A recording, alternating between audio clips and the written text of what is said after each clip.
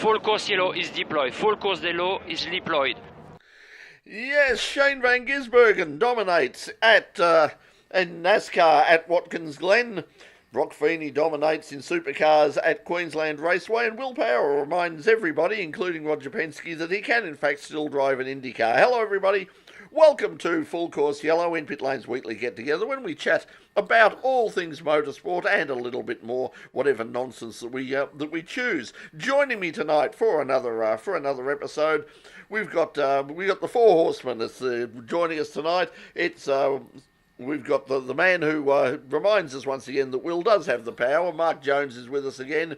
Peter Johnson, and joining us for the first time in a while, recovering from his battle with all sorts of lurgies, is Richard Outram. Guys, welcome to Full Course Yellow, and we've had what a weekend we've had. I was going to take a break this weekend because there's probably not going to be that much happening, but boy, we've got a lot to talk about.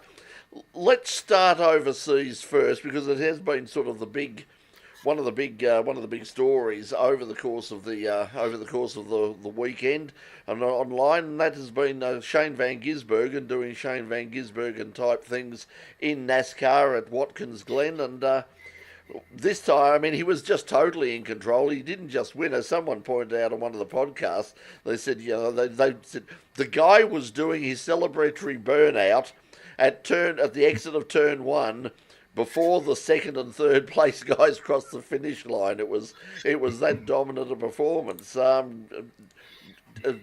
did you catch up with it at all? You're still on mute, Mark. Mute. There is a button there. Yes. No, actually, unfortunately, I didn't catch that one. My focus was a little bit scattered around over the course of the weekend, and I've just not caught up with the NASCARs yet. I mean, obviously, I saw the news, and obviously, NASCAR has actually taken up a fair percentage of the news of the weekend. The thing was, it wasn't just the fact he won. I mean, as I said, we were expecting he would. I mean, he didn't, and he wasn't on pole. It's not like he totally dominated. And of course, he didn't win the Xfinity race as well, as Richard keeps dropping in and out. I think the signal from up there in the bush is not doing you any favours at the moment, Richard. You're back again now, but you are dropping in and out. I think Richard's signal is being sideswiped by Cameron Hill. Connor is the thing is, as someone pointed out on one of the things, talk about karma. I mean, Connor has run his teammate off and in the battle for the lead, and has as a result has won the race. But as a result of his celebration, unfortunately, he took a very nasty tumble and went down and managed to break his collarbone. So as they said, if he hadn't have knocked Shane into the wall, and if Shane had got up and won, then chances are Connor would have been racing the next day in the Cup Series race. So I was actually referencing the Supercars, but rather than the NASCARs. But anyway, yeah, no, that's a fair point. The Connor, he did have to sit out the race. Unfortunately, concrete versus head does not work very often. Although as you said, the injury was the collarbone in the end, so he's it's basically a bicyclist injury rather than a race car driver's injury.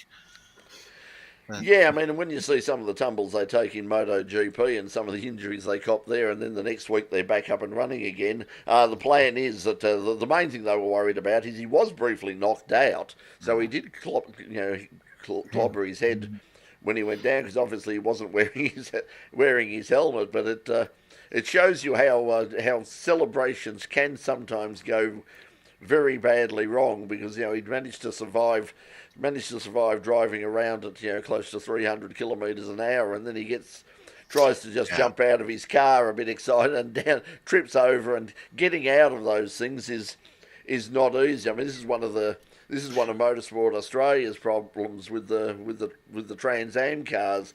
It was like, they don't have a door, it's dangerous. Yeah, and in the end, it was a bit, his foot just tangled and slipped a little bit with the window netting, and just provided a little bit of slipperiness between his foot and the sill of the car, and that ended up with him upending himself. Richard, did you watch any of it at all? I watched it all. I was like, both races, start to finish. Wow, I must be a sucker for punishment. But they were interesting. And there were some very interesting things about driving out of bounds, which, of course, we all saw with Shane, and kind of just, I want that spot. That was crazy, though. There is no track penalty. Track limits just don't exist. They can basically drive wherever they damn well please. And I think it was, and someone pointed out once again, one of the Americans pointed out was the really strange thing was Shane was mostly within the bounds of the actual racetrack, and it's like that wouldn't have been a big deal anywhere else in the world, but for NASCAR. Yeah, they can just drive. They can drive as wide as they any line they like, as long as there's asphalt there. It's not a problem. Yeah. Well, I've got to say, the third big crash coming off the carousel that I've seen, huge impact, because they're coming off the carousel, going super wide, and coming back almost at right angles. Oh, funny, there's a car there. Because there's no penalty, I don't have to lift off. Pow, bang, bang, bang, bang. Cars everywhere. I think they destroyed about 6 cars at least, besides damaging another 6. The main game, the Cup Series, are a lot more contained, a lot more disciplined. But the interesting thing was, here they are, the commentators saying, perhaps we should have to keep them on the bounds of the racetrack, but I don't know how we'd do that. How would you do that? And I go, wow, I gather you haven't looked at any overseas racing, from rules that say you can't to, hey, a sausage curl, a sausage bump. There's a whole range of things you can do to make sure people aren't coming back onto the track at a right angle. Yeah, that was the one that worried. Obviously, but the thing with Connor and Shane, that was the cause of that. And you saw it a few times during both of the races. I didn't see all of either race. I saw live the last few laps of the Xfinity race, and then I saw the last sort of 20 laps or so live of the cup race. But Shane was just so dominant to the point that and he's now won 4 races. This year he set all sorts of new records. Americans, are now saying, because he's beaten records from people like Jimmy Johnson and Jeff Gordon. So they're getting very excited and saying, well, is this man, is this the greatest road racer of all time? But then you've got other people who are coming around, and I can sort of see it from their point of view as well when they're saying, hey, this was never a road racing series. NASCAR is an oval track event, and we had a couple of road races which were a bit of a gimmick and sort of to allow us to race in markets where they don't have suitable tracks or anything like that. But we're getting more and more of these road races, and for all the people who are upset and saying, this guy from New Zealand is just taking over, how long is it going to be before people start saying, well, if Shane's good, this Feeney guy must be pretty good too, and the Mostert and Cam Waters and how long is it going to be before they put up some big money? Because the thing is now, just put yourself in Trackhouse's position. They can go to potential sponsors and say, look, at the moment he's not going to win the championship, he's not going to win the Daytona 500 yet, he's not going to win the World 600 or anything like that, but we can almost guarantee you that if he doesn't win, he's going to be up the front of at least 5 or 6 races a year. You're going to get lots and lots and lots of coverage for those races because he's just so dominant. Everybody's going to be focused on him. It's a great selling point to sort of say to a sponsor, okay, if you might not win the championship, but you're going to be in a fabulous position to win 4 or 5 races. I think they'd be, and including some high, obviously some high-profile street races as well, Mexico and I forget where were they replacing Chicago. I did see it. I didn't hear that. Yeah, I think I did pick it up, but I've forgotten now. But yeah, they've replaced Chicago's gone, but there's going to be another street race. San Diego, was it? Okay. Oh, in the naval base Coronado. Naval base.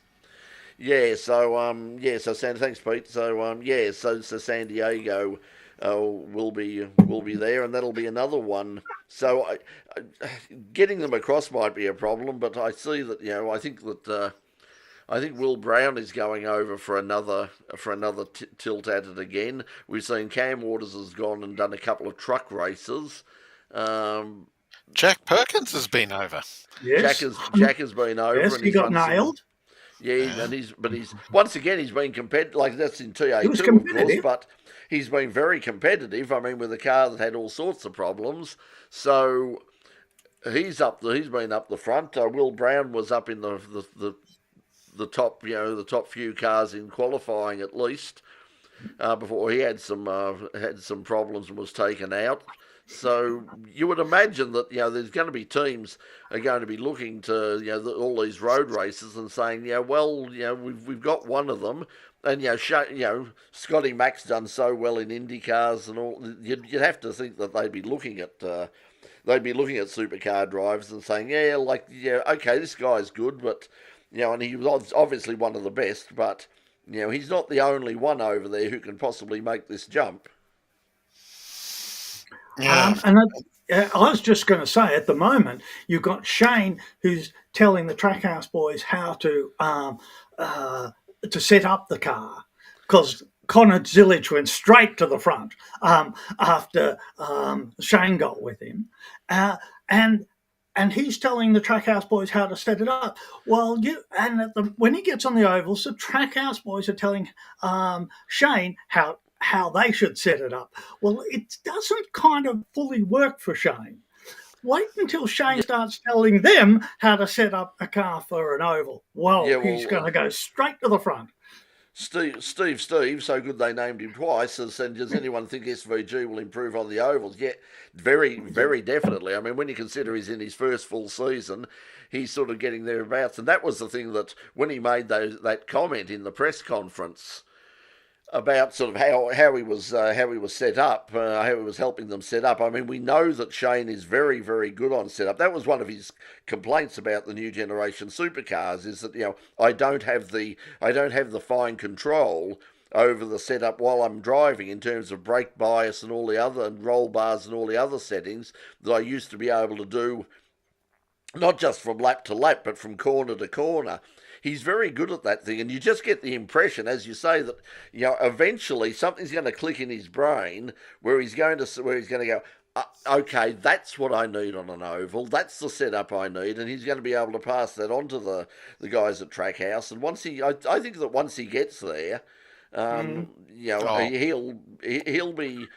be competitive. He'll be scary fast. See, this is the plot now for what was the NASCAR movie Tom Cruise? Days of Thunder 2. Days of Thunder. This is the script now for Days of Thunder 2. We've got Shane van Gisbergen struggling to learn how to ovals, so Tom Cruise steps in and teaches SVG how to do ovals, much in the same way that Robert Duvall taught Tom Cruise in the original. There you go. So who plays the Shane van Gisbergen character? The young New Zealander, from coming from down under to. I mean, Chris Hemsworth is probably a bit old, so. And would he fit? Even Chris, would he fit? Actually, fit in a NASCAR? In a NASCAR, he probably will, as a user 5967 is saying there, and Mr. 5967, a boy called User. Kiwis know how to handle the jandal. So that for anybody who needs translating, a jandal is a thong. For anybody who needs translating, a thong is a flip-flop. So there you go. I can't help you in any other language, but you will be able to do it soon. I got a message from YouTube today saying they're about to turn on automatic international language dubbing for our channel. So very soon you'll be able to watch Full Course Yellow in Chinese, Mandarin, Japanese, and American, Italian. I wonder what the No, I don't. translation. Yeah, probably not. I wonder what the translation would think of Jandal. Yeah, that's what I was thinking in terms of all of the local slang. How the hell do they do that? Jason Clark, by the way, is my tip to play Shane van Gisbergen. Right, Tall, okay. he's a New Zealander, and a little bit of a Hollywood star. He was the lead in the Mount Everest movie. Can he kick a rugby ball though? I assume so. He's a New Zealander. Of course. Well, of course, just but, CGI it. Just CGI it. Yeah, that's it. But he's become so popular. It's funny. I was looking at it because I've been feeding, because I was watching a few of the podcasts because I wanted to get some sort of feeling as to what the hardcore NASCAR fans and were talking about, whether they were because there was a bit of. There was in the past there has been a bit of this guy's a gimmick. He's only he was lucky, he won in Chicago. That's on a street circuit. Nobody had ever run on a street circuit before. In the wet. In the wet, so he won't win. And then he won a second. It was like, well, okay, it was similar, but now it's like the guy's won 5 races. He's Portland, broken. Sonoma, Watkins Glen. Yeah, so he's not a flash in the pan, at least on the road circuits.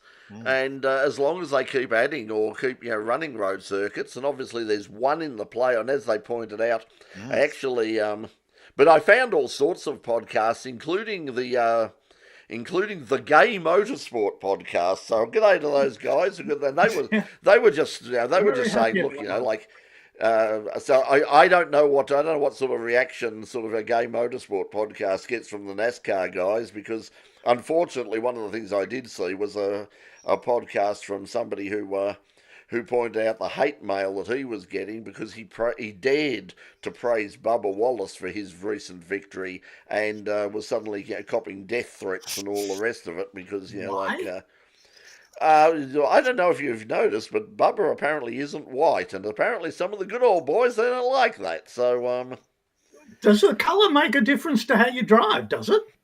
Apparently, according to them, it was some of the stuff he got. As he said, he didn't put up the. He didn't put up the more extreme stuff, but I mean, it was all sort of like, this is obviously rigged. They've changed the rules to get him up and to get him winning. And I just wondered whether there was any sort of kickback, and there was a little bit of kickback against Shane, but in the main, everybody was just, hey, this guy's fantastic. He's a shot in the arm for the sport. The media seemed to love him, as we pointed out before, which is so bizarre. But he's just so unlike sort of most drivers that they get over there, in terms of the fact that he signed an extended contract with Trackhouse for a multi-year deal. But it's interesting that already he's sort of saying, well, this isn't the end. This isn't the end game. I mean, I'm not sort of like, okay, I'm a NASCAR driver and that's how I'm going to finish my career. He's already saying, I want to get good at this. I want to start winning on ovals. I want to do as well as I can in this. But basically at the end of it, when I say, okay, I've done that now, I've still got other things. I still want to race and win the Nürburgring 24 hours. I still want to run it long. I want to do lots of more rally stuff. I enjoyed the rally stuff, and remember how good he was at that. So, it's and don't forget the jet boats. He was pretty good at that too. Jet boat, yeah. It doesn't really sort of matter what he's there. He's just one of these people who's just he's like Peter Broc. He's at one with the car. Or the boat. He understands it. He feels it, and that's what's going to happen, I think, on the ovals. Eventually, it's just going to click, and the moment it clicks, he'll go, Okay, I understand now. The interesting thing was he sort of said that what he's struggling with is trusting the other drivers enough because he sees the gap and he goes, no, that's too. Where he says other people, he was following through someone he started alongside, but I think it was Brad Keselowski who had it there, and he said suddenly Brad was like 8 cars in front of him, and he was like, how the hell did he do that? He said, I didn't, he said, he was alongside me and then he's 8 cars in front. He said, I just couldn't. And that's because looking back at it, he just found these tiny little gaps and moved into them. And he knew which lane to run in. He knew who to tag onto and, how to, which lane he had to go in, where Shane was like, I wasn't sure. So eventually he will get sure. And once he clicks on that, he'll be great. But congratulations to Shane, and he had his dad there with him because his dad apparently has been crook. I was unaware. Unfortunately, Shane's mum passed away earlier this year, which I was unaware of. So it was very emotional that his dad was. His dog was there too. And his dog, yes. He's very. If you follow Shane on Facebook, he's very, very fond of his. I like the fact that he sort of says it was great. The first thing he said in the press conference was, "Oh, it was great. My dog was in victory lane. Oh, my dad was there as well. Didn't mention Jess. Jess was there as well. So never mind, Jess. But third cab off the rank. But Jared saying, where are we? NASCAR trying to get world interest, but MAGA doesn't want to go to Mexico or street tracks. Moreover, I don't think NASCAR are all that made. I think they would obviously like world interest, but the thing is, I mean, it is an oval track series, and I think that was the thing with IndyCar as well. I think it's sort of moved so far away. It's now got to the stage where the road courses are the majority, and the oval tracks are almost the gimmick races. So and I don't think that helped because that was the point of difference, and I think that's the point of difference with NASCAR. To be like sort of saying okay, hey, we're going to do a sprint car race around Queensland Raceway, and it's going to be great. And if it goes well, okay, well, let's do one down at Albert Park, let's do one at Phillip Island, let's do one at the Bend, and before you know it, it's like, hang on, this isn't sprint car racing. Funny you should say that, because that may have sort of almost happened. Sprint cars at Queensland Raceway? Oh, yes, tell us more. Yeah. Oh, yeah. It was way, way, way back at the beginning of the. Do you remember the Power Tour? Yes, early of course. 2000s. No, yeah, no. They were visiting Queensland Raceway, and we had a bunch of vehicles from other categories go out and do a bit of display run. Introduce themselves to the crowd, and Reeve Kruk, who owns the Titan Garages business and the Titan sprint car team, had one of his team's sprint cars there. They put two big rear wheels on the car, and rather than the offset rear wheel setup, in order to make it stand up straight on the bitumen. And I think it was Dean McComb did a couple of laps on it around the place. And that was. The thing is, at Queensland Raceway, I mean, because they were talking about this in the Thunderdome days, about sort of, we know with the paperclip, it was like, why don't we just connect the two, with the paperclip area? There is a connecting strip there. Yeah, and just run it as a great big flat oval. I mean, it'd be pretty incredible to watch, I think. Yeah, I suppose. I mean, while it's a bit tighter than that, the connection between turns 3 and 6, but it's not. I mean, other than that, it's probably not that different from, say, Gateway, the Gateway Oval in St. Louis, East St. Louis, which has got longer straights and different sized corners at each end. So it's it's not beyond the bounds. I mean, sillier things have happened. Originally, that sort of around the outside version of the circuit was envisaged for truck racing. But the trucks only visited Queensland, I think, Queensland Raceway twice, and they actually they used the national circuit. So it was, but once upon a time we had a sprint car running around Queensland Raceway. Well, there you go. Well, speaking of Something a Queensland little Raceway, as yeah. Andrew is saying, just tuned in, Queensland Raceway worthy of another look for supercars. Let's talk about that first of all. We talked last week. Chaz Mostert said, "Hey, Queen, please get out there. Please, support this race."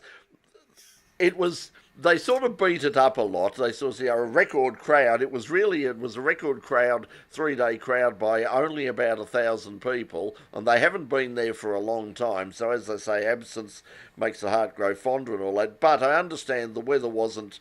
We did have some rain there, so the weather wasn't exactly perfect.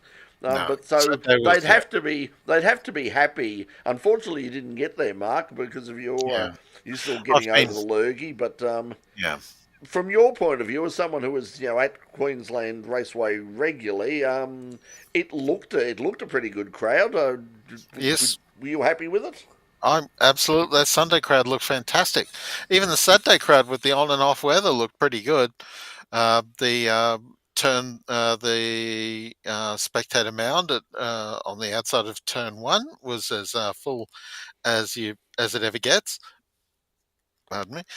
There's plenty of people around the spectator areas at turns 3 and 6, and you've got that long back straight. That sure the crowd thins out a little bit on that section, on that part of the course, but then the advantage of Queensland Raceway is because it is flat, you can see all of it. So you can follow the race intimately and not lose track of a thing. The racing itself was pretty good, and the crowd was great, and they made some running changes to the event to reflect all of this, like the Sunday podium. They pulled the podium truck out in front of the crowd at turn 1 to take advantage of the spectator numbers they had there. The facilities for people who haven't been there for a while, they would have no doubt been impressed by everything that's changed at Queensland. Yeah, I saw a bit of that sort of online, sort of on some of the Facebook posts and all the rest of it from people that follow us on the In Pit Lane Facebook page, and there were quite a few people who went, wow, I haven't been out here for years. Boy, has this place been tidied up? So. Tony Quinn has certainly sort of made that investment. That'll hopefully sort of set them up. Obviously, I mean the interesting thing was when Neil Crompton spoke to James Warburton on the grid, it was very certainly, I was like, hey, what a fabulous crowd. So we're coming back next year, and it was like, of course we'd love to, but we need to talk to our partners in government first. So I was like, taxpayer dollars. You come up with taxpayer dollars. We love taxpayer dollars. You give us taxpayer dollars, we're back. No taxpayer dollar, we no race. Okay. So it's in his interest to try and get either the Queensland government or the Ipswich City Council to kick the can.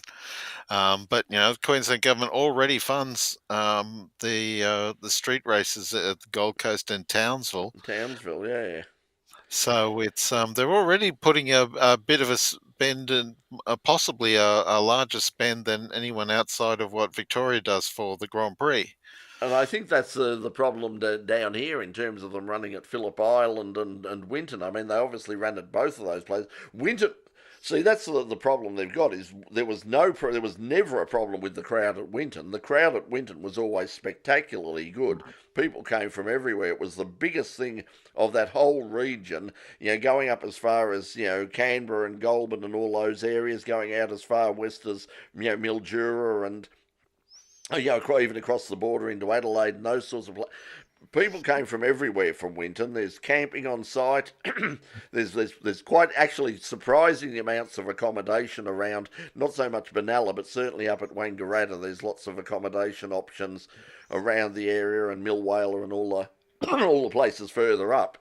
So having a big crowd was no guarantee. It was basically when the government funding stopped, and they said no, we were already sinking in a lot of money into the Grand Prix and the MotoGP, etc., etc., and obviously Sandown as well. They were keeping the Sandown 500 alive. That was the end of Winton. So and they never put any money into Phillip Island, and Supercars tried to get them. I think they put in. I think for one or 2 years, they were kicking up because they wanted to. This is the problem. I mean, if it's a marginal seat, if they think it's going to get some votes, the government will throw some money at it. The problem down at Winton, and also the problem to an extent the problem at Winton and Phillip Island was the same. Is both of them turned into, pretty safe seats for the opposition, and they just went, well, we're not going to win those ones, so we don't need to sort of suck up to them because it's probably not going to win us the votes anyway. So let's we'll concentrate on our dwindling support in the outer eastern suburbs of Melbourne and within the central business district, and we'll concentrate all the money there. So, but anyway, let's have a look, Pete. You obviously had a look at most of the race on the weekend. I only saw Sunday's race. Didn't see any of Saturday's race, but it looked like Broc Feeney was as much in control as Shane van Gisbergen was. It did, but I was sceptical going back to Queensland Raceway for supercars as they were, or V8s as they were in the 90s. And it was, yes, Broc Feeney and Will Brown ran away up front, but the cars were close together before any pace cars or safety cars came out. The cars were close together, and it was actually quite a good race, even in the dry, and even in the wet when it was affected on Sunday. In the wet, it wasn't really affected by the rain because only one car went in with went in for wet tyres, but the rest of them, stayed out. And so I thought it was better than what it has been in the past. Yeah, I thought it was good. It reminds me a lot of Winton, actually, or the short circuit. I always thought that, and I've said here before, I always thought that the racing was better at Calder on the short circuit. The racing was better at Winton on the short circuit. Queensland Raceway was basically designed to keep everything compact, and I mean, like you've got, like the way it's designed was set up for, basically to promote, really good racing. I mean, you're on the inside of one, corner, it's going to put you on the outside for the next corner, sort of thing, around the paperclip area. So it's it really does encourage some good racing, and it was pretty close. And I imagine, if you're there, it'd be a great place to actually watch racing because, as Mark was saying, you see the whole of the track there in front of you. So it's not as if it's like they like being at Albert Park or one of the street circuits where they come round, you see it, and then you look up at the screen again. You can actually watch the whole damn thing. So it was pretty good. Richard, what was? Did you check it out? I was there for almost the entire weekend, scrolling through everything so I could get both the NASCAR and all the V8s in. It was a good race. I still got one problem. Both Porsches and the Dunlop series are only a smidgen slower than the main game. And really, the main game should be noticeably quicker by my rationale. But it was a good weekend, and particularly the support races were good. And of course, there was one nasty bit in the Super Twos in race one. That led them under a lot of to be under the behind the safety car for a fair while. And I thought it was really good to have the bikes back in. It attracts a whole different group of people, and it exposes a lot of people who are aficionados of four wheels, exposes them to the two-wheel racing, and it was very good. They had a so all in all, it was grid. good. Yeah, and that's the thing. I mean, like, and even it's interesting because they pointed out that back in the Shell Series days, I mean, the superbikes were a regular part of that program. They were certainly, certainly Phillip Island and Calder and up at Queensland Raceway and a few other places. They were a regular. The Australian Superbike Championship was a regular part of it as well, and it was interesting that at the end of the day, when they were talking to the riders, pretty much all of them said, look, there are problems, there are issues when we're sharing a track with the cars and all the rest of it, but the upside is that, my God, look at this crowd, look at how much exposure we've got in terms of bringing their corporate sponsors along. It'd be a great day for them. It's like, you support us for the supercars. You'll also be there for 3 or 4 for the superbikes. You'll also be there for 3 or 4 supercar races. It's going to be a sort of an added attraction for them in terms of the exposure that they get. So I'd like to see more of them. I mean, obviously they're not going to be suitable for the street circuits, but certainly at places like Hidden Valley and the Bend and a couple of other, and perhaps for as long as they're at Barbagallo. Although I don't think they can run at Barbagallo anymore. I think it might be a bit like Winton. Not sure what the situation is with bikes at Barbagallo.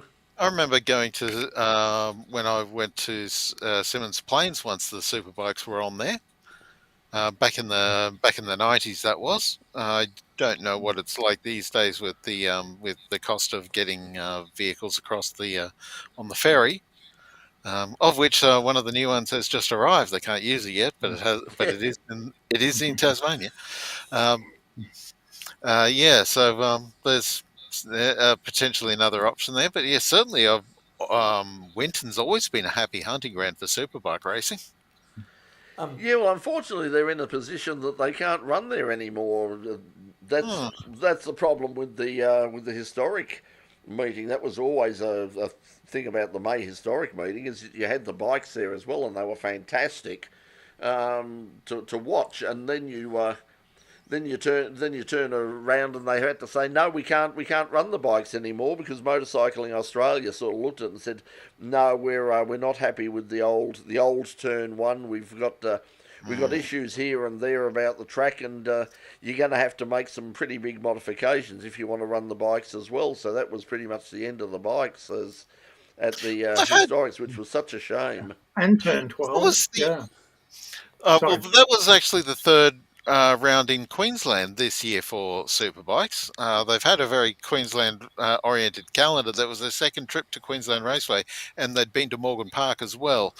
So they've been spending quite a bit of time up here, and certainly that was the best superbike grid I've seen outside of Phillip Island.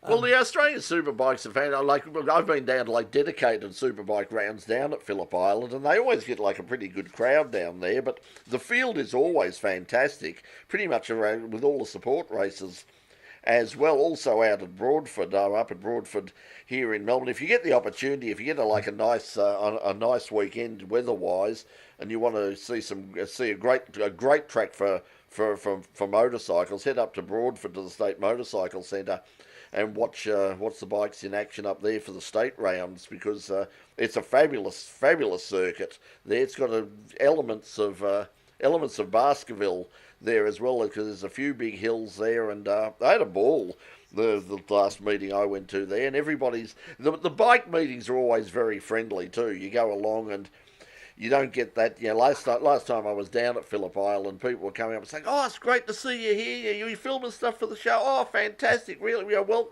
everybody was happy to see everybody. It was a great weekend." So so head up and catch a round of the Australian Superbikes or the Victorian Series. I don't know what it's like in Queensland, but the Victorian State Series, Victorian Road Racing Championship, is very, very professional, and a lot of the people who compete in the Australian Championship also do the Victorian Series as well. Last time I was down there for the State Series, most of the guys that we saw on the weekend were actually running at the state round at Phillip Island as well, getting in some practice before their support race at the MotoGP. So keep an eye out on it. Really good. So apart from that, we had testing. Pete. Sorry, just on the Supercars racing card, I've always found the support category is a bit of a hodgepodge. So it'd be nice if we had regular, like we knew what was going to be happening, because you have the superbikes or at one event, and then 5 months later you have superbikes back there again, and so there's a bit of inconsistency. And the one that I get is it's the same with Toyota 86s. Yeah, well, they were there. I didn't see any of them, but I think that's. I think the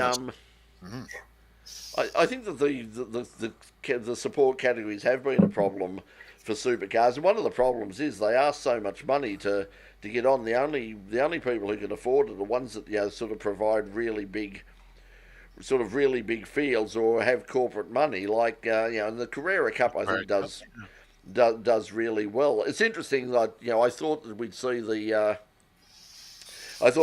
Mustang Challenge as part of the supercar card as well, but apparently they're not. They're going to be running the SRO races as well. So, and I'm not keen on one make series in general, but Carrera Cup always provides pretty good racing, and it looks impressive. And certainly the Mustang Challenge races that we've seen in America in IMSA, and also at their visit to Le Mans, you couldn't complain about the quality of the racing there, and they sounded good and looked good. So that'll be interesting. But yeah, I think it is a bit of a hodgepodge at the moment, as you say. You go depending on what track it is. You sort of turn up, and they're really sometimes. I think the last time they were at Sandown, the last time I went to Sandown, there really wasn't much in the way of support categories. There was Carrera Cup, and I think Aussie Race Cars were on that card as well, and it was there really wasn't much to see. As you walked outside the back of the pits at Sandown, it was like, boy, this place is empty, because there were only a couple of support categories. Well, the problem there is the supercars, they have like a 12, 13, 14 round calendar, and there is no racing series anywhere in Australia that does those number of events. So because of that, you've got if you've got three to four category support categories to fill, and your average category might only do 5 or 6 or even 8 rounds a year, then you're going to need at least 7 to 8 categories to fill all your meetings throughout the year. So that's what leads to that. That is a problem, but I think they could, even if it was just that you had like a series of categories that do appear, and they don't appear, but let's say it's like, okay, well the sports sedans are going to have a 5-round national series, and it will run at these 5 supercar rounds, and the Formula 3 or the AU3 championship, if they get that up and running, it's going to run at these 5 rounds, and you've got Super 2s and the V8 Super Utes. They're both owned by Supercars, so they're on.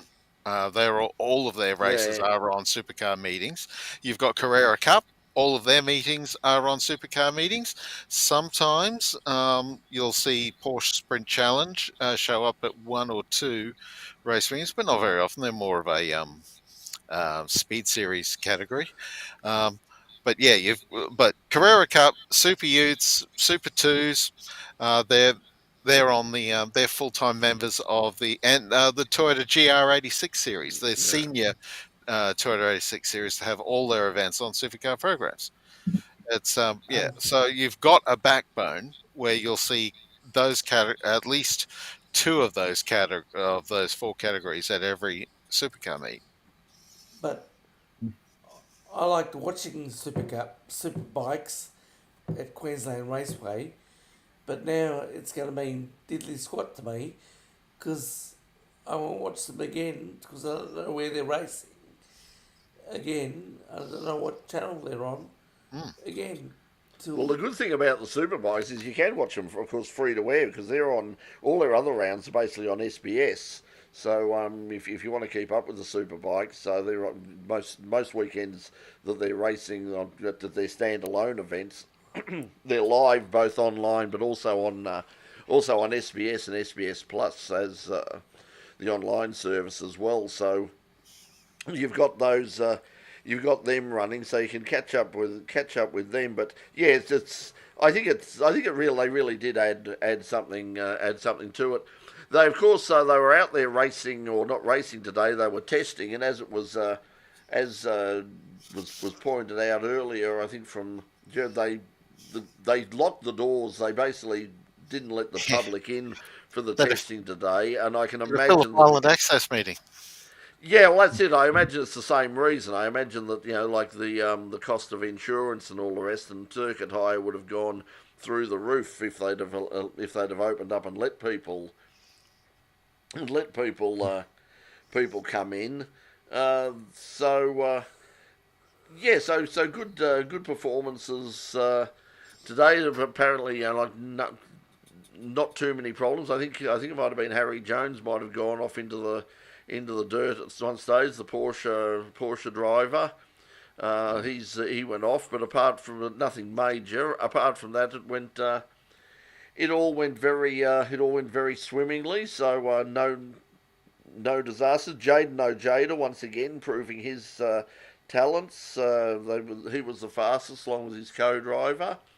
So Ryan Wood, Ryan Wood. So so they're going across the bottom now, so you can see the times going through. Ryan Wood and Jaden Ojeda for Walkinshaw, they were the fastest. Of course, Feeney and Whincup, got to be a strong thing. The Anton De Pasquale and teammate, they're coming back into form a lot there. They started off, but perhaps they're getting some input already from as part of the deal with General Motors to be the homologation team or something, but they seem to be improving, both Anton and so the team in general is doing well. So he was doing very well. It's home course for them as well, the Charlie Schwalkert's team, and it's a track that De Pasquale knows well from he's lived up here for quite a bit from his Dick Johnson days, so he spent quite a lot of time at QR. So he's got that. Goes back to what I was saying before about easy to learn, difficult to master. There's some tricks about QR that do need that constant lappery.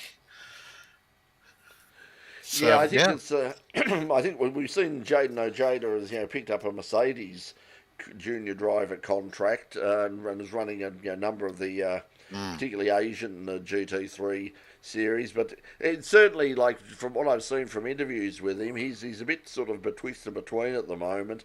He's sort of saying, "Hey, it's fantastic, and I really love this, flying around the world and racing at great circuits, in the fabulous GT3 car." But I think in the back of his mind, he was still sort of saying, "But if I could get a full-time ride, in supercars, then he'd certainly consider that as well." And every time he's appeared in it, he seems to have done fairly well. And Anton De Pasquale did very well at Queensland Raceway in the races. Yeah, so We got a pole position. yeah. Yeah. So anyway, so that's what they were doing today. They were running around. So we wait for the first of the long distance races, which will now be at the Bend. It won't be at Sandown, which seems a bit strange, but it'll be interesting to see what sort of crowd they get, and that's going to be a big couple of weekends at the Bend, because the week before they've got the GT series out there, and then of course running with the supercars. Talk about the support races. We'll have the return of TCR with the World Tour. So how many local cars we get, I think, is still a bit up in the air, but we'll certainly have like a reasonable number of international cars come out as well. So that'll be interesting to see what should sort be of show they put on. It's about a dozen, I think, that cars that tour on the TCR World Tour, and there's 3 different. There's I'm having a memory fail. Not Volvo, Polestar. No, Yeah, Lynx and the Co. Lincoln Co. Link and That's it. Co. Lincoln Co. They're Volvos in disguise. Yeah, Yeah. yeah. And Hyundai, of course, has got a presence there as well in that series, and it's does have more of an Asian feel, the TCR World Tour these days, and it's a category that's quite popular in South America. And Yeah, South America seems to be the real sort of home of it at the moment. But once again, it struggles. Like even in South America, obviously in Brazil, their supercars are these SUV things, which, as I've said before, look amazing. They're incredible. Incredible looking cars. You want to, like, I'm not interested. The trucks, even the NASCAR trucks, I'm not all that thrilled about. But I heard SUVs. I went, oh my God, this is going to be hideous. But they look fantastic. If you haven't seen them, check them out. It's a great looking category. Jared's saying that Super 2 should run Mark Car as a variant. The problem with that is Super 2 is basically, it only exists so they can artificially inflate the price of old supercars. Because if you remember in the old days, once they were sort of finished with the cars, they'd sell them off very, very cheaply. They'd end up running sports sedans. It's like it was a very cheap way to get a really good sports sedan. Is you just bought an old supercar and threw a 6-litre Chev in it, and you went racing, and you had something that was a very well sorted race car. They didn't want that, so they wanted to keep the prices up, and Super 2 has been developed. But the problem they've got now is they're transitioning over to the Gen 3 cars for the same reason, and the problem is at the moment, as you were saying, Richard, the Super 2 cars are pretty much as fast, if not even faster, than the Gen 3 cars are. Yeah. And they look more interesting. Oh, sorry, but they actually look a bit more interesting on the track. You get in-car camera, they're adjusting roll bars, adjusting brake bias. It's like days of old. Everything old is new again. Yeah, and it's the other thing on top of that is that supercars would be absolutely nuts to take on a completely different category. Like they own their own racing category. To use anybody else's regs and vehicles, be it TA2s or GT3s or whatever, is a significant expense, and plus you're basically making all of the making a lot of the equipment that the supercar teams currently own would plummet in value if you move to another category. So it just makes no financial sense to shift to another category.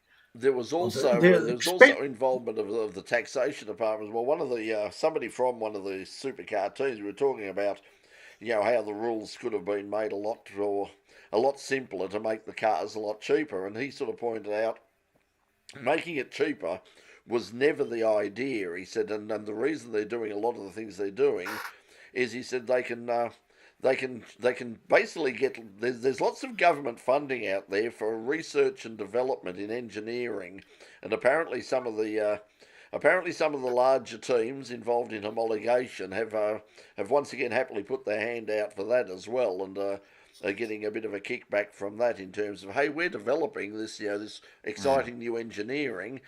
Could we get taxpayer dollars again? Could we get some more of that? Yeah, it's just something to be, like an off the shelf category from overseas is, it's not. I mean, it is just sending money overseas. Yeah, but it was a good turnout for Queensland. It'll be interesting to see if they are on them, because obviously they've got to add the second New Zealand race next year, and that was sort of what Warburton was sort of saying. Well, like something's got to give. There's got to be a round go somewhere. So where is it? And the pressure at the moment is, if it's not on Queensland, they'll keep the race in Perth until they get the new track. They will keep the race at Barbagallo, because once again, taxpayer dollars. Sandown might be an interesting thing, because because of the change in the format, whether the Victorian state government might look at it and go, well, the Sandown 500 had significant history, and it was the lead up to Bathurst, and it got a really big crowd and a lot of media attention and free to air television. This new version, it doesn't get it. It might be a round of the grand final, but be interesting to see what sort of crowd they get, because it's going to come at a different time of year when there's a lot of other things on that people can go and watch. And I suppose Sandown always had, like, Sandown's traditional date was in that AFL finals window. It was always that weekend where there wasn't. With Channel 7 running it, it was always the one day, the one weekend where they didn't have a Sunday AFL match. So it fitted in perfect for them as well. And that might be a problem for the Bend. I'm not sure when they're running. I mean, because Adelaide are probably going to make the finals. If they get to a Sunday and there happens to be an Adelaide versus Collingwood match at the Adelaide Oval on the same Sunday, interesting to see how much what sort of crowd actually and what sort of media interest there'd be, if any, in what's happening out at the Bend. 12th to the 14th of September, so that is in the finals window. In the finals, second week of the finals. Yeah, Pete. And like, I was sceptical about going to Queensland Raceway because, like I said, in the 90s, the races with Super V8s weren't that good, but the race this weekend was very good. I'm sceptical of having a 500-kilometre race at a track like Taylor Bend. I don't think it's going to work as well as it does at Sandown. Yeah, it'll be interesting to see what sort of atmosphere they got there, because Sandown had sort of, like a lot of atmosphere, because the way it's designed, it's easy to get to. When they had a big crowd, it felt like a big crowd. You can get a big crowd in at the Bend, and it's still not going to feel like a big crowd, and you've still got to come on. I know they're doing all sorts of things to try and make it easier for people from Adelaide to get up there. They're running, like regular buses up there, and it's not that far away from Adelaide, but if you talk to people in Adelaide, you'd think that it was, the other side of Woomera or something, because it's like, oh, bloody things all the way out there. And it's like, it's only, it's about, a bit over an hour. It's certainly closer than, I think it's closer or around the same distance from Adelaide to Tailem Bend as it is from Melbourne to Phillip Island, so that was never a problem, but they just seemed... or even to Adelaide to Malala. Yeah. But even then, it's flat as a tack, whereas Sandown had a slight hill. Well, that's the bizarre thing about it. It's flat as a tack, but it is now going to be the site of the Australian Hill Climb Championship. And that's a whole other thing, because... That's just crazy. Let's run the Australian Hill Climb Championship on a flat track. On a nullarbor. But all in all, so sensible. we have a lot of trouble attracting attention from the main media free-to-air stream. I mean, have a look at Channel 9. I've had to turn off their news. They were going like 10 minutes of news, and then it was rugby. It was rugby and more rugby. Then, and Oscar Piastri did something, I don't know what it was. Then it would go to rugby again.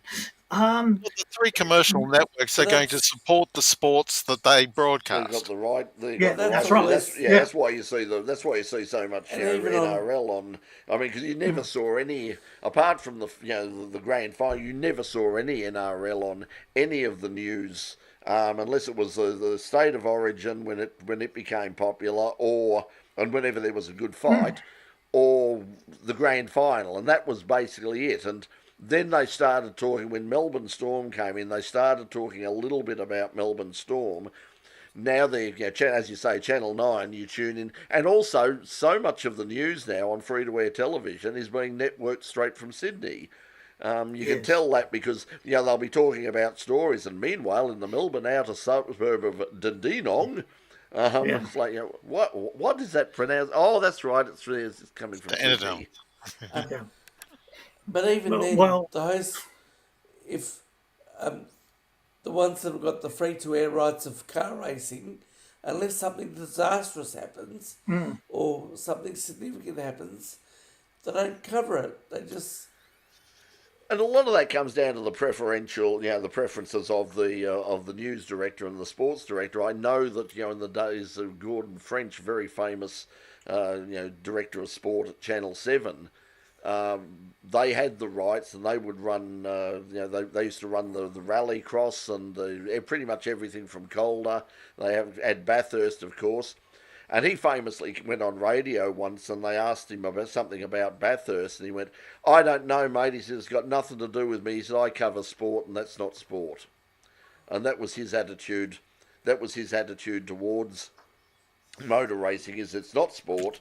It's as far as, he said, we've got to cover it because, we've got the rights to it. He said, and, people watch it. He said, but to me, that's not sport. He said, and so, that was his attitude to it. He just had no thing. And Bruce McAvaney was saying the same thing. The year he actually hosted Bathurst, he described, I heard him in an interview, described his worst, as his worst gig ever, because he said he I despised every moment of it.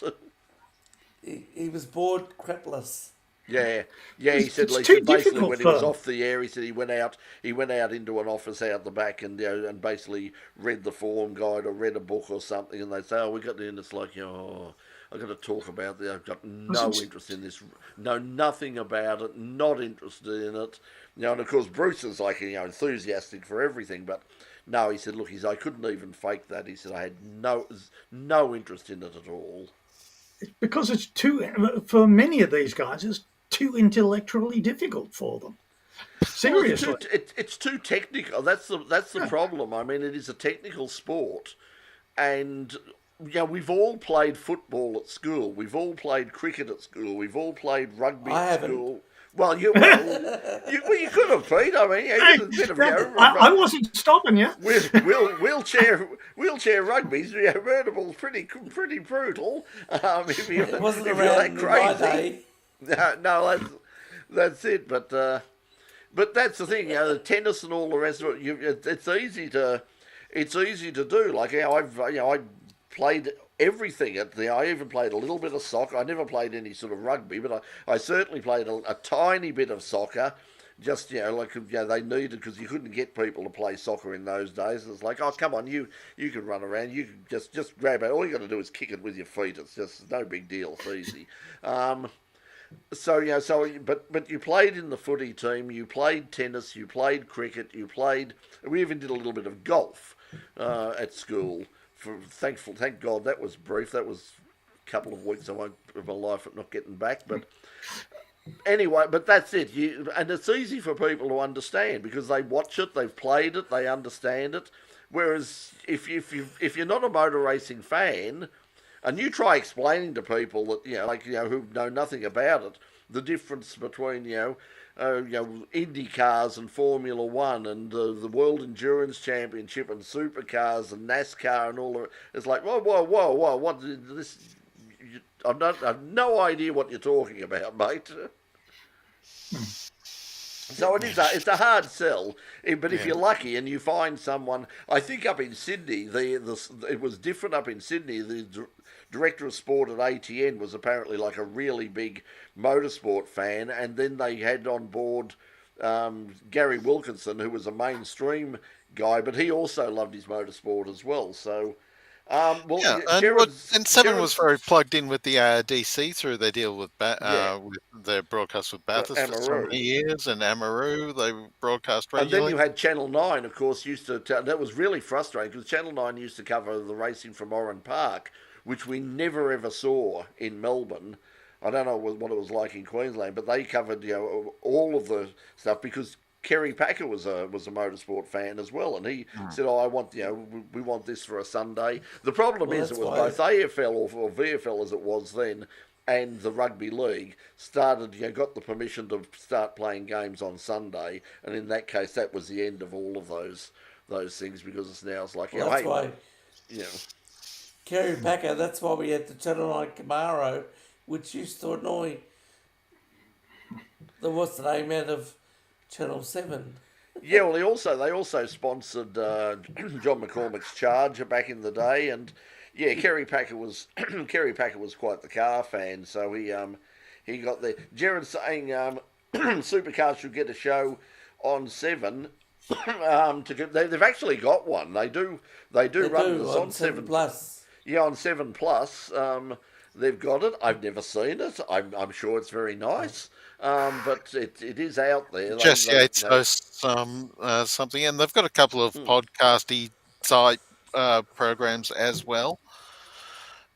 Yeah, so there is stuff. There is stuff there. I mean, at one stage they actually did. In Pit Lane could have been on there. It's just they wanted us to bring the show for nothing and also pay about $10,000 a week to get on. But apart from that, we certainly they offered us a time slot and everything. It was a very late night time slot, but it was a time slot nonetheless. But anyway, I mean, with the Saturday, with them not being able to televise AFL on Saturdays anymore, it does open up some possibilities for motorsport, and that could be interesting because Sundays are so busy now. Traditionally, motorsport has always been a Sunday thing, but I mean. A one-day meeting on a Saturday might, particularly in the sort of the summer months, might be a bit interesting. Yeah, go into the twilight, go into the night where you've got tracks where you've got a bit of lighting, like Queensland and dare I say, Sydney Motorsport Park. And that would be interesting. Just sort of like a nice, short, sharp one-day meeting, start at about 10 a.m. and just no practice, just straight into qualifying and. Straight into a preliminary race and a main event. 4 or 5 categories, knock it over in a day easy. Yeah, I think that's a great format idea that Supercars would never entertain because they need a multi-day thing for their business model. And the thing is, the days are so long. I had a look on the weekend. The first race on Sunday, the Carrera Cup race, was at 8 o'clock in the morning. That's ridiculous. Anything at 8 o'clock in the morning is ridiculous. That was a long race too, wasn't it? Yes. Yeah. Yeah. So their 45-minute race rather than their 25-minute. I don't understand. Richard will understand this, and I've been looking. I don't. Somewhere here, I've got some old programs from the 1970s. From Sandown, the old competition communicator, it used to be called. It was the magazine of the Light Car Club of Australia, and that was very good. And but I sort of remember when at Sandown they weren't allowed to start. Engines weren't allowed to start until at least 10 o'clock in the morning. They never got on track. There was a preliminary and a warm up for the main event at sort of 10:30, and then they'd start racing at 11. They'd finish it basically before 5, and they'd still get 13 races on the damn card. I don't know how they did it. No. Now, looking back, I They seem to be just churning them out like licked sausages. There's always something happening on track. They'd come off at the end of the old pits. They'd come into Yep. the old pit lane from the main straight side, and as soon as the last car had crossed the finish line, the next category was up the back straight, and away they, none of this, 3 or 4 warm up laps, none of this. Yeah, well, another thing was, remember, car crashes, big stacked on top of each other. Oh, a couple of wave yellows. The guys would race out, drag the cars back on, see which ones would get going again. If they couldn't, they'd pull them out or leave them there. Actually, Leave them quite there, yeah. frequently, they'd just leave them there. But they barely used to slow down. Yeah. Amaru was always good for getting races in and out and over and done with quickly. Yeah. There was Amaru, of course, was the smallest regular circuit in Australia at the time, so that helped in getting things done quickly. But yeah, they were really keyed up to get their stuff over and get the stuff done quickly. Anyway, we've lost Pete go. for a moment. Peter's dropped out for a moment, so I'm not sure if he'll be back up. But we have gone well over time again, and we haven't even got around to Willpower put his there and was made no bones about it in terms of the message he was sending to the captain in terms of hey, I can still drive these bloody things. You've got 3 drivers. If you want to get rid of one, I'm the one who's actually winning your races. Yeah, it's been a tough season for them, but Will ran from the front on this one, and it helped a bit that Lundgaard and Palou were fighting amongst themselves over second place, and that gave Power a little bit of a breather. But nonetheless, he was out there in front and the strategy worked for it. It was a great strategy from the Penske team to run Will long early in the race, and after an undercut early and then run long, and it worked quite well for them.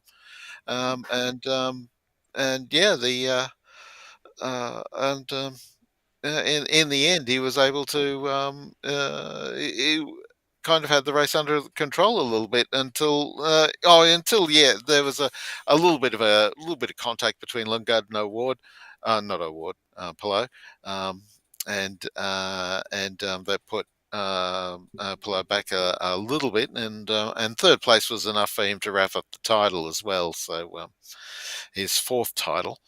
So the IndyCar title has finished very early this year. Yeah, that's it. Yeah, congratulations to Alex Palou. I mean, he did dominate early doors and just basically kept it running and has come through and taken the win and has been rewarded. They don't have any of the silly playoffs nonsense or finals and all the rest of it. Once again, I can see why they do that. Obviously, there's a real interest with NASCAR. And now we've lost Brett as well. So, Well, Mark, we suppose we might have to wait for him for a second, but I've got to hit the. I've got to hit the hay. It's the latest I've been up in 2 months. Well, it's good to see you back on camera again, Richard. You've been off for a little bit. Yes, pneumonia, I'm afraid. Oh, that'll do it. That'll do it every time. I'm glad that you've kicked that one. I'm glad I'm feeling better too. Yes, I'll be glad when I get the race car going again. Speaking of the race car, just quickly before we go and before this EV Mux drops out again, obviously there's Peter. Pete's back as well. Pete's. So I dropped out. Pete dropped out. But it's getting the EV Mux is getting tired.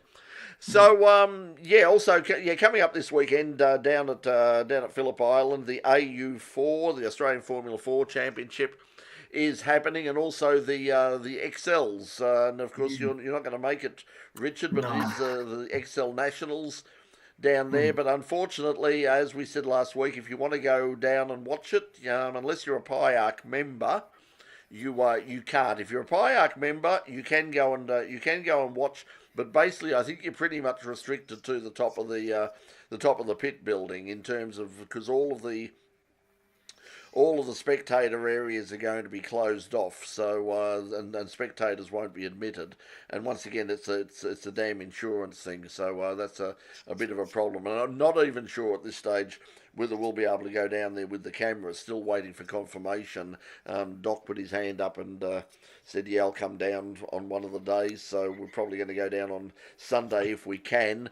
And depending on what else is down there in terms of media or what access we can get to the track, not going to be able to do it live, of course. Well, we could. I mean, if taxpayer dollar, if somebody wants to come up with some money somewhere, we could certainly run some sort of live stream. But at the moment, if we can get some footage from both of those events with a couple of cameras with me and Doc down there, we'll whack that up on the In Pit Lane YouTube channel.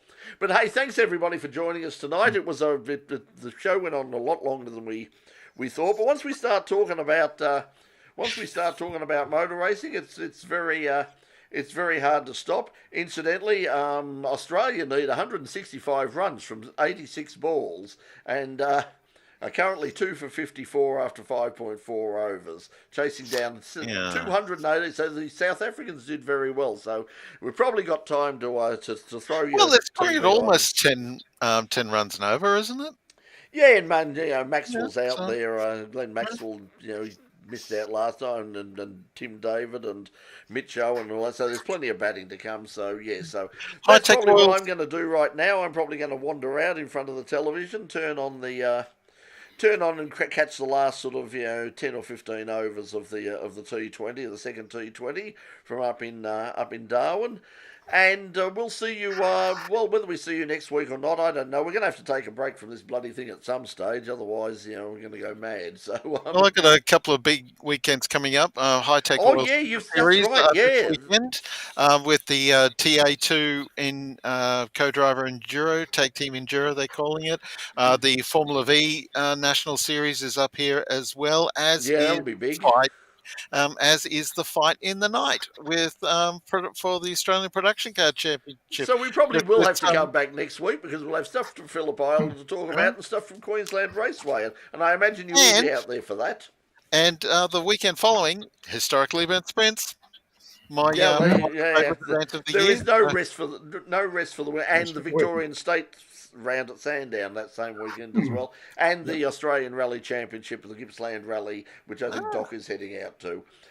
So anyway, lots and lots of things to talk about. Motorsport never ever stops. No such thing as an off season for us. But we'll catch you later. Thanks for tuning in, everybody. Really appreciate it. Now let's go watch some cricket. We'll catch you later. Good night.